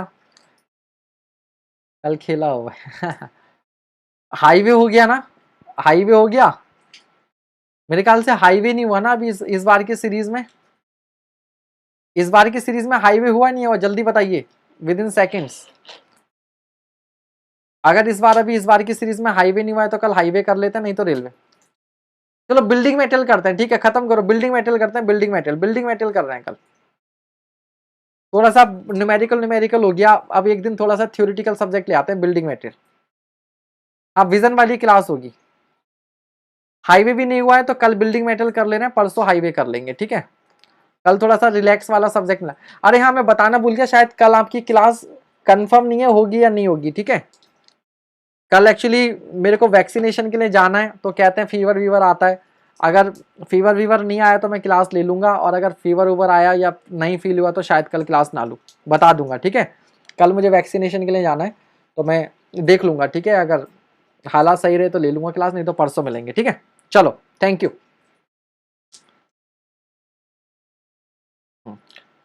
ठीक है, बाकी अगली जो भी क्लास होगी VMC की होगी, थोड़ा सा बिल्डिंग मेटेरियल के आसान आसान क्वेश्चन ले आएंगे, थोड़ा सा एक आध दिन आराम कर लो। ठीक है, चलो बढ़िया, thank you, good night everyone, good night, good night, good night.